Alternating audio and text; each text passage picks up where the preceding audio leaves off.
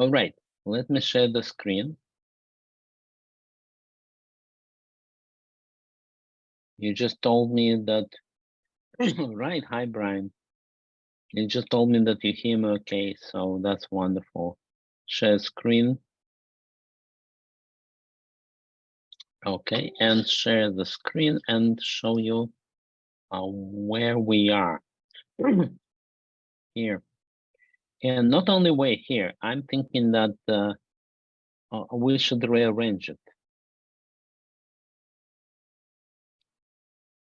See, I'm going all the way down to where we are today, and that's just terrible. What I'm thinking is that I will rearrange it. I will start right now, and I will move it to the top because it just occurred to me. That's why I haven't done it as yet. And we'll be going from the latest to the previous ones. That is making more sense. Okay, and that's what we will do today. So we'll look at the news, we will look at the new courses, new interesting things, and then we'll practice what I will offer you as a second lab in this practice series. So without further ado, we will start. So somebody pointed out last time to me that there is an interesting article and it made its way into New Yorker. And right away, I'll tell you that it's my personal opinion what I think. You're very welcome to argue with me, but let us open this. And as a New York Times article, it's great. But you see where I'm going to as a real serious thing that needs to be investigated. The article great, the pictures are wonderful, but what they're talking about is how they hacked a large language model, and of course that really means ChatGPT. Other chatbots are brought in just by association. They talk about Google chatbot. They talk about another chatbot here. But today, and that's my personal opinion, nobody calls a handle ChatGPT, so forget about Claude and Google Bard for now. The next statement is that we found holes. When they say holes, they really want to be sensational, and they say, well, how could I exterminate humanity? That's the kind of hole that they want to talk about. And the ChatGPT will, of course, say, well, that's not a nice thing to ask, so I'm not going to answer. Sounds very exciting, except that later on you understand that those holes have been closed. And in fact, they have been closed for a long, long time. That is the story with hacking, basically. Find any good article about hacking anything and try to replicate this exploit, and you will find that it's already been closed. But it's more acute, this kind of a problem is more acute with ChatGPT because those researchers, and their researchers publish their paper.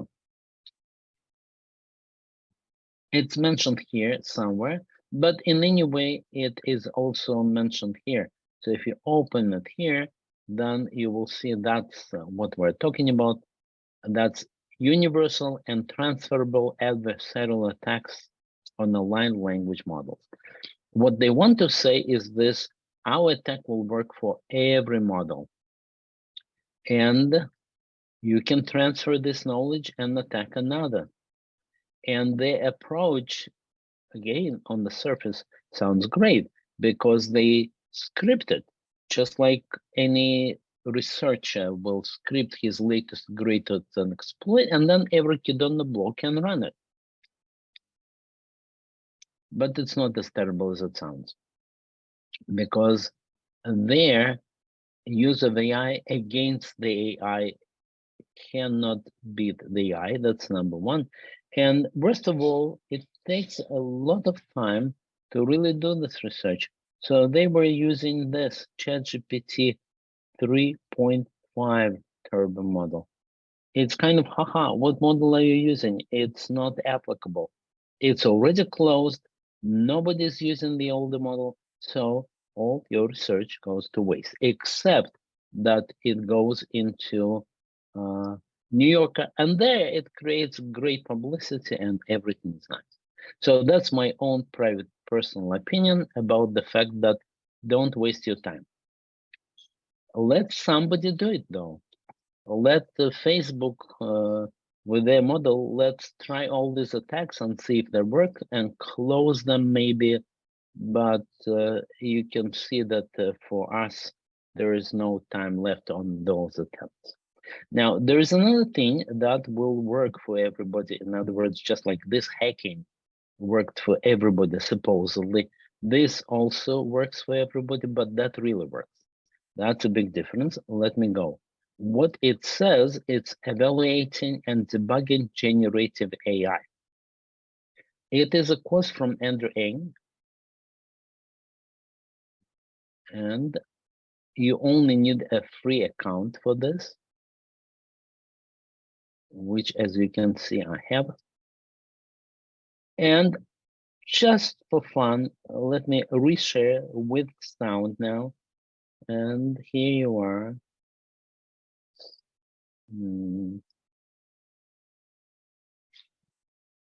Stop share, share again with sound. We'll just give them a minute or two. These are great guys and girls. Welcome to Evaluating and Debugging Generative AI. I'm here with Carrie Feltz, founding product manager at Weights and Biases and instructor for the short course. Hey, Andrew, excited to be here.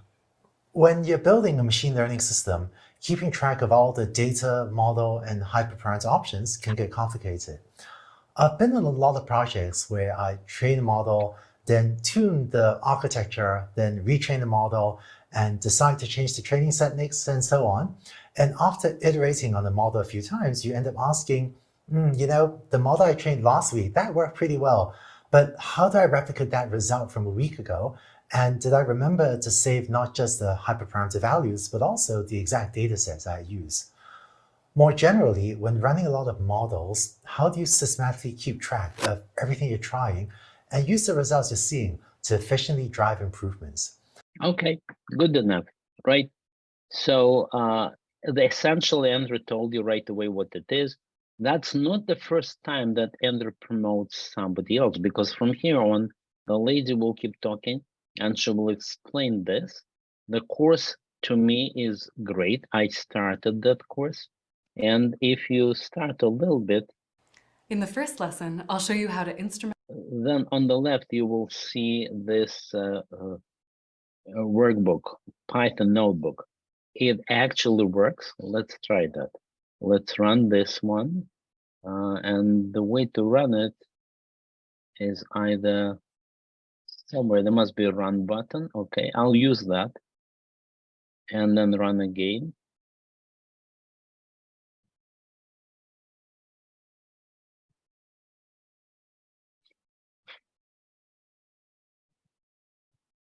Okay, please notice that that's a very important step because it imports quite a few libraries. The ones I'm having trouble with is utilities. Once it worked, the second time it didn't. But what's important is WNB. That's the name of the library that that course uses. It's weights and balances.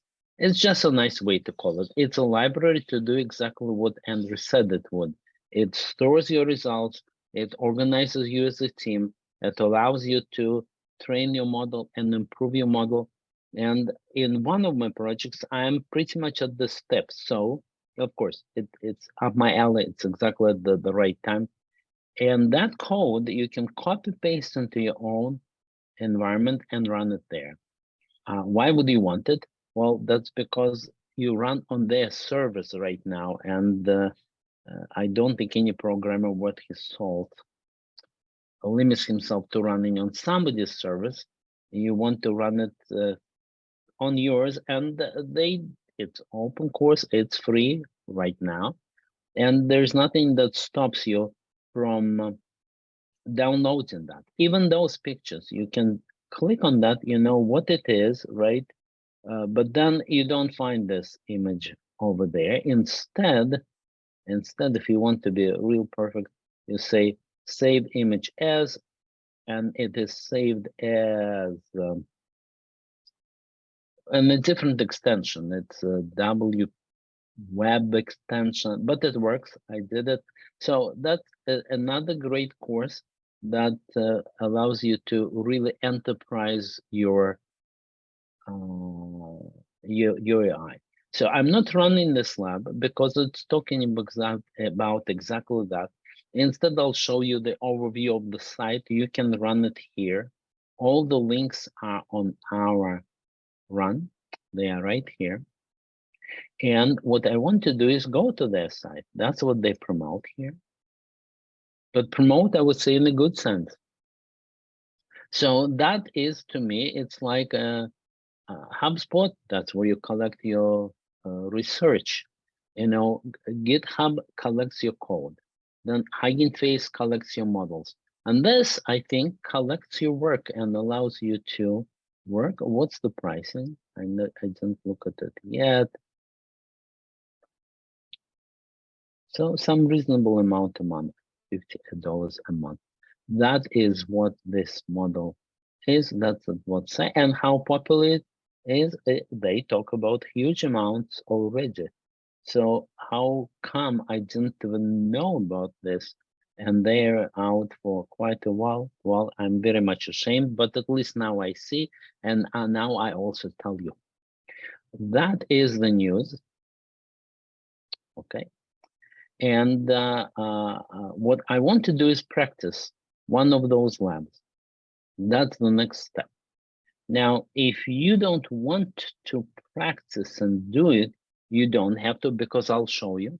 But if it's okay with you to practice this, then it's more useful.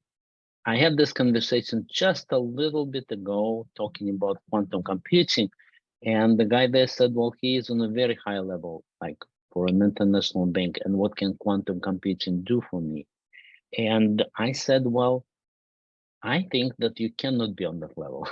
I know I'm presumptuous to tell people what to do, but I told him about my hero, one of my heroes, that's Jeff Dean, who is an American computer scientist and the head of Google Brain. And he says, well, you're interested in something, you just download it and try. And I think that expresses it. I personally think that you cannot stop code, right? And he, as the articles say, he leads with coding. So he might write the very first prototype. And that's really a general who leads his troops. Of course, sometimes a general stays in the back and maybe directs, but he should be able to wield the sword. Maybe that's a controversial statement, but I'm going away from it, and we're coming back to our lab. So here you are. That's what you do. You click on this.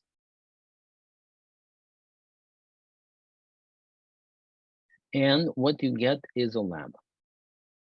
Now, in order to run this lab, you need to download that. What you do is click and download that. And it downloads as a iterative IPYNB. And I know it's in my downloads. I can see it there. So in Finder, right here, it's there. Now, it will not work like this by double clicking, but it will work if I go to Colab and upload it there. So the next step that you do is Colab.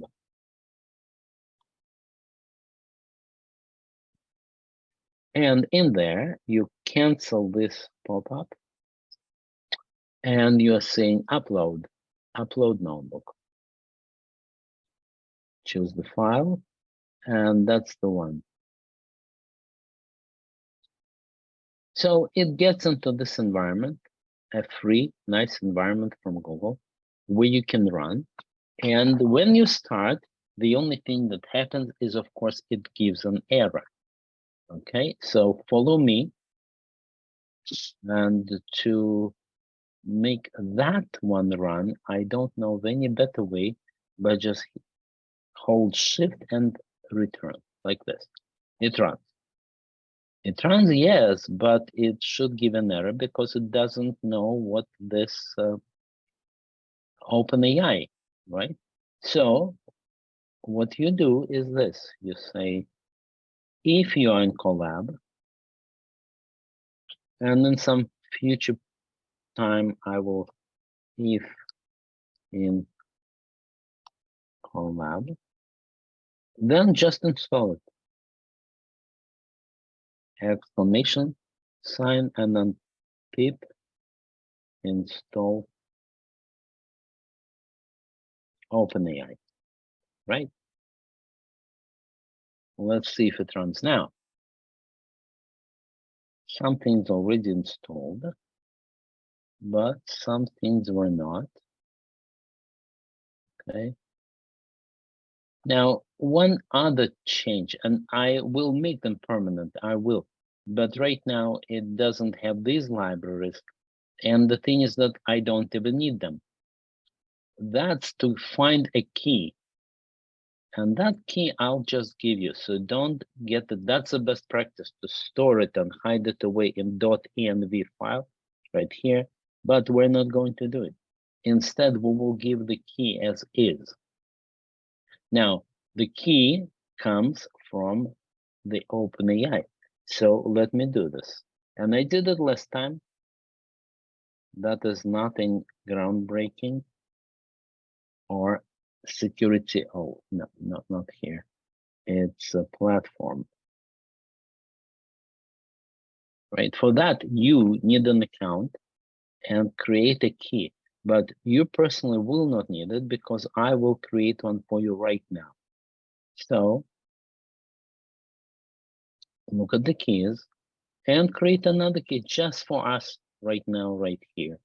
And now is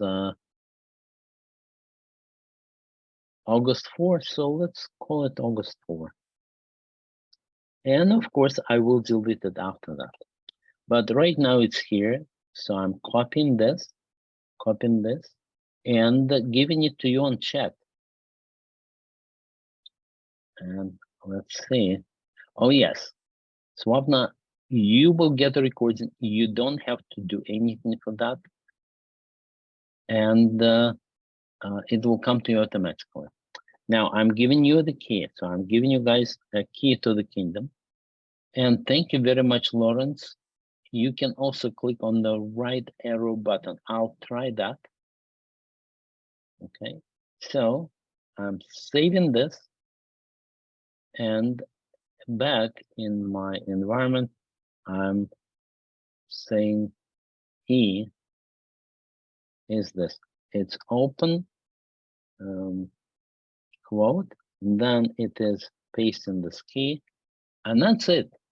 And I really need to put this comment so it's always ready to be used in this environment. But if you're following me, you have exactly enough of what it takes.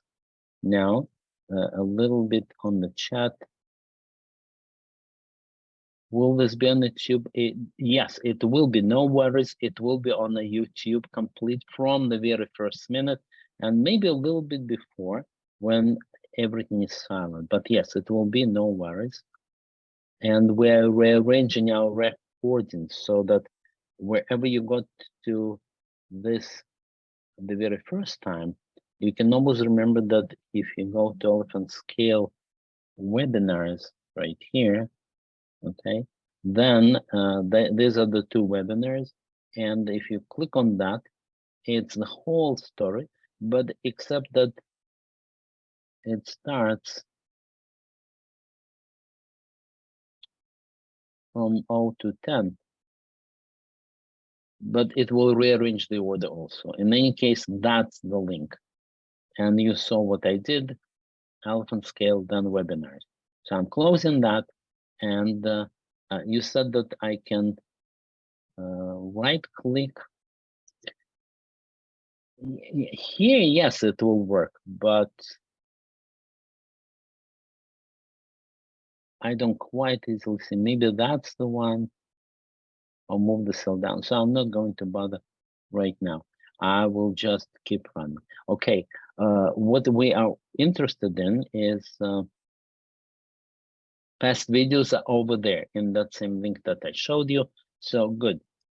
That is a function where you code how do I ask ChatGPT a question and how he answers. That's a convenience function. And you see it says your role is a user, the content is what you will give it. And honestly, I don't quite completely understand it. It's a simple little function, but you would have to study. What I'm doing is happily reusing what Andrew Ng gave me. Therefore, he explains what you're going to do. Now, in this lab, he will say that you need iterative development, that it never works the first time. We know things usually don't work the first time. And he says, in a different way that will not work the first time for you here either. In which way? You cannot right away tell ChatGPT what to do because you will make a mistake in saying so. So he gives here a few good advice on how to talk to ChatGPT. Now, of course, the best advice that I see is scripting. You don't just go to ChatGPT and start talking. Here's my ChatGPT. And when you start talking, then it's hard to format it here. Let's say I want to say, here's my code. And then I have to give the code. Well, what I would really like is to send my first statement. It says you forgot. No, I don't want it. I'll say, wait. Now, whatever pastes in here, well, that's not a good thing to paste. Let's remove a few. And okay, no, I don't want a reaction every time. I want to have a complete prepared question, and that's how you do it. Besides, let's go back to ChatGPT here again, just to verify that it's still limited, and it is still limited, is it not? It should say you can only do a limited number of questions per hour. I don't see it. Maybe removed. Let's go back to 3.5 and here. No warning about a limit. Okay, maybe they removed the limit. But in any case, if you're doing this kind of formatting, then there are no limits because I am paying for you guys today with my key and because you have a wonderful way to format. So what we do here is we give it a long text. And that is, in that particular case, about furniture with all the details, it will figure it out. And then you're saying, now, what I want you to do with this text, and the text is right here, formatted by 3 quotes. So 3 quotes to start, 3 quotes to finish. And I'm saying, what I want you to do is this. Help a marketing team create a description based on these facts that I gave you, and just run it. So we ran that. We're running the real question and answer session right now.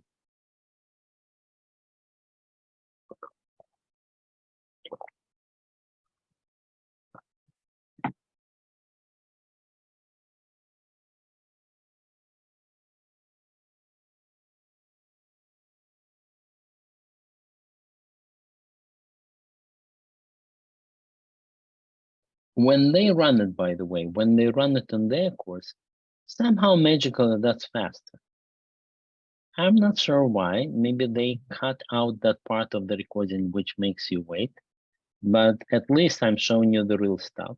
So it says what you want me to do is to create a description for the retail website. Well, here's your description. You gave me technical sheet and here's your description. But you're saying, no, that's too long. That's not for the modern audience. So what you're saying is use at most 50 words. You're adding this here and you're running it again. So let us run it again. But this time we said, don't be a whole day about it. So I'm running. While I'm running, I'm looking at the chat to see if somebody said something. Okay, thank you very much, Alan. It turns out that there are some limitations removed. I think we should make it a copy and put it for our perusal next time. So here, I'm saying next time, and I'm beginning to collect your feedback, which I did go over last time. And you see, I do what more or less I try to do what I promised. Meanwhile, I hope it already answered. Yes, it did. It said, much shorter, this mid-century inspired office chair features a 5-wheel plastic coat and so on.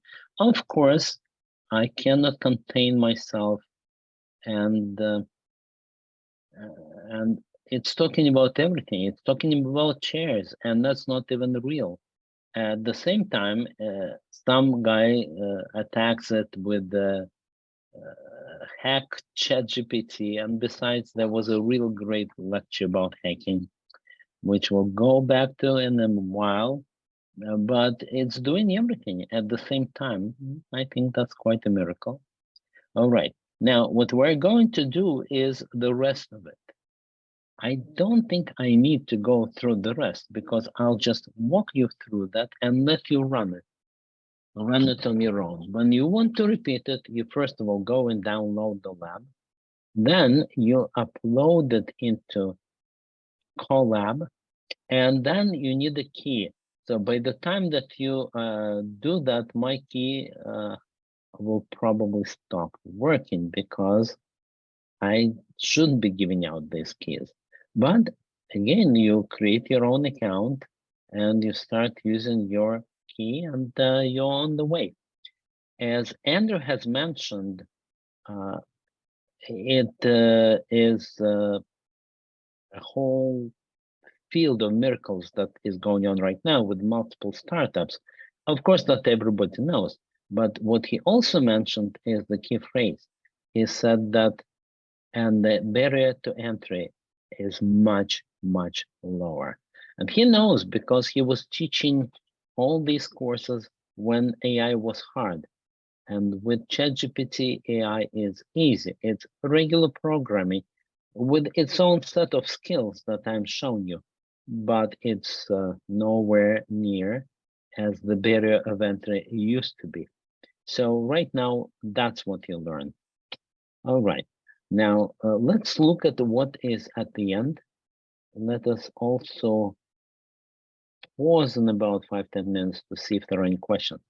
But here is what he's saying. He started by saying that it's iterative development. First, the text came out too long.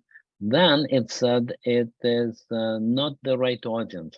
Let's say you write it for a consumer to buy, or maybe you write it for a technical department who writes their own scripts to sell it to their audience. That will be a different story. And so therefore, if you want to say the audience will be furniture retailers. So you say that audience is furniture retailers, ChatGPT is smart enough to understand what is required and it does a little marketing blurb. The next step is you say, no, that's not it. I want a technical description. This time it's for furniture retailers, so it should be technical.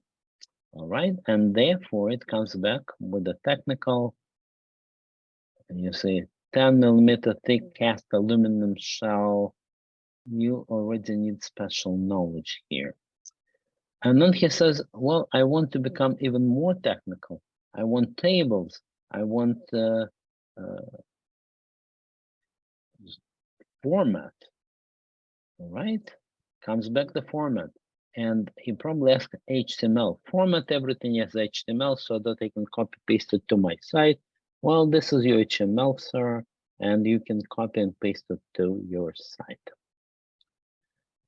Well, what if you want to see this HTML? Well, here is Python to your help, and you can use this library and just display my HTML. That's what you can say. Of course, you could copy paste it, put it somewhere, and then double click and open it, but isn't it more convenient and elegant this way?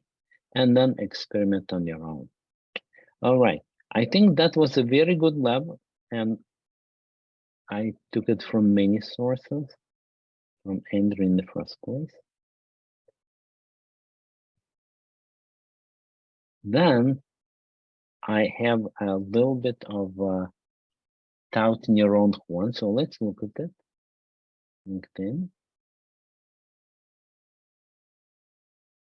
That's a technical expert. Awesome.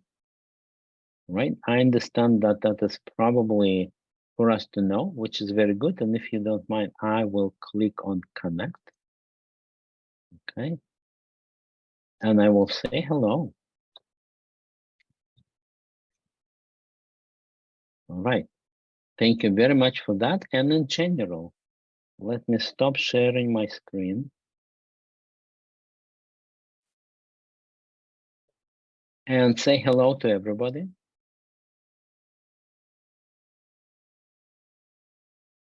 To all the participants. Not only that, I also want to allow you all to speak up.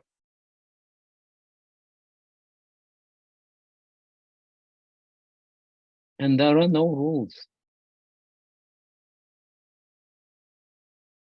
If you remember Alice in Wonderland, there were no rules to dry yourself up. Everybody starts running around whenever they decide, and everybody stops whenever they decide. And that is a game. So I'm allowing everybody to talk here. Some very famous names here. Okay.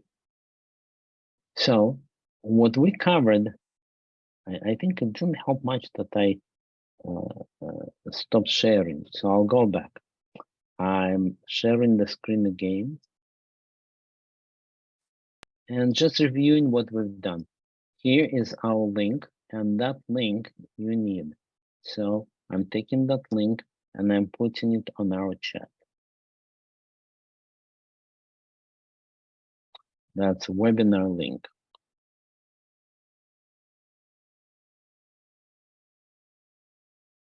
Or really the webinar content link. And if you need to sign up or any detail, our webinars are all right here. You run the webinars.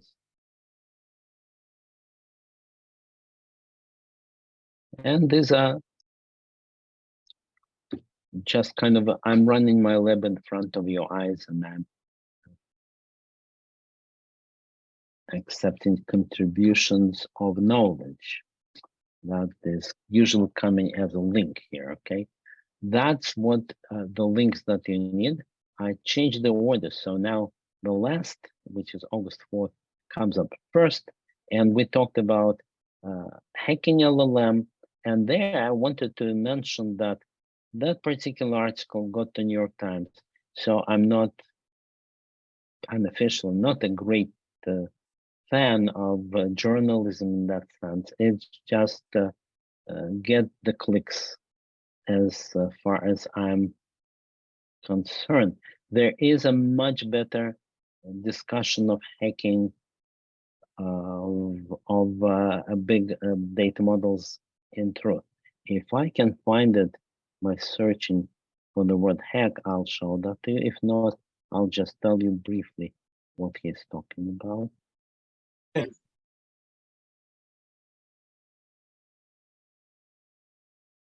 Yes, right here, I think that was the one. So let me click on YouTube.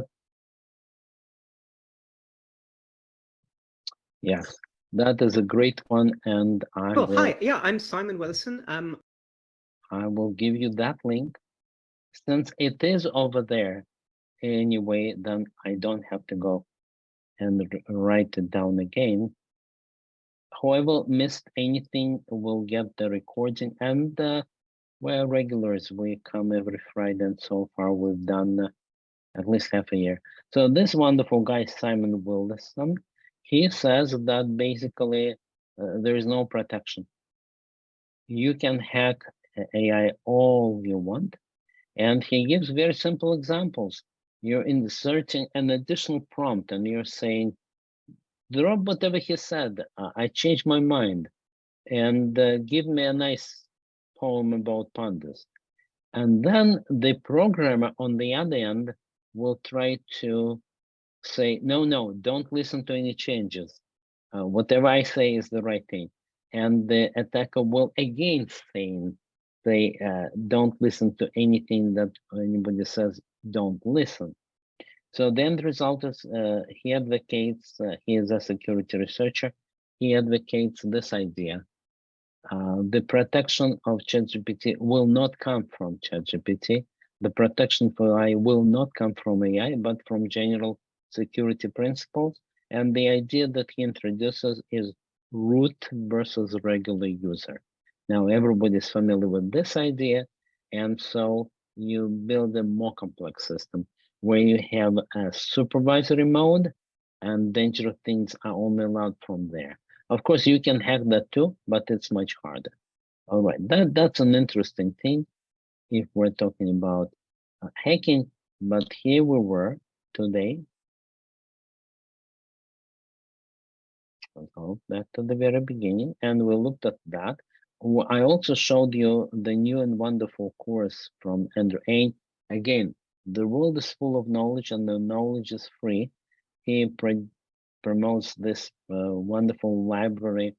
And that is if you're working on a project and it's time to improve the quality.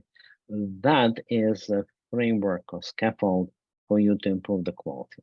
That's what we did here. And what we did in practice, I showed you one of the labs. I downloaded that. I have put it on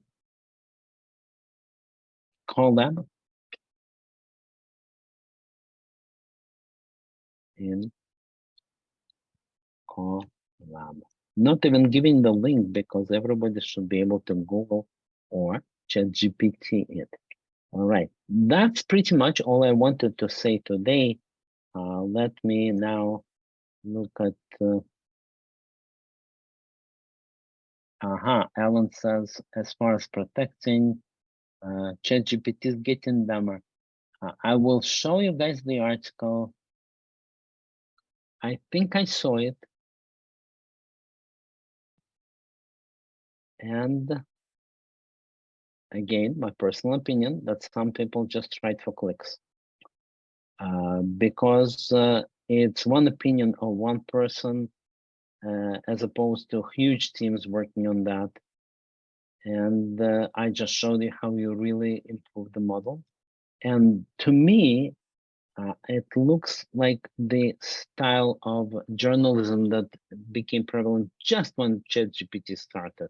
They wrote articles. I woke up in the morning, my baby wasn't there, and so I sit down and cry, and I find the errors in ChatGPT. So again, my personal opinion, but I'm very willing to be corrected. All right. So guys, we did this. We went through all of that, and I'm looking for questions. Questions, suggestions. If not, then we'll see each other next week, and send me your suggestions. You have all the contact information, and I wish you a very good weekend and a great next month and a great year.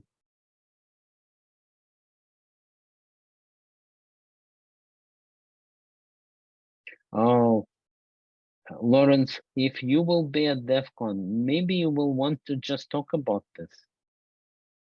Tell us. It's an offer. It's open. Okay. Oh, great, great. Thank you very much.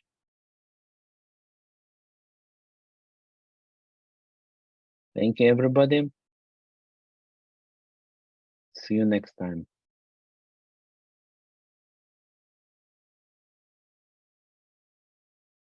Thank you, Alan.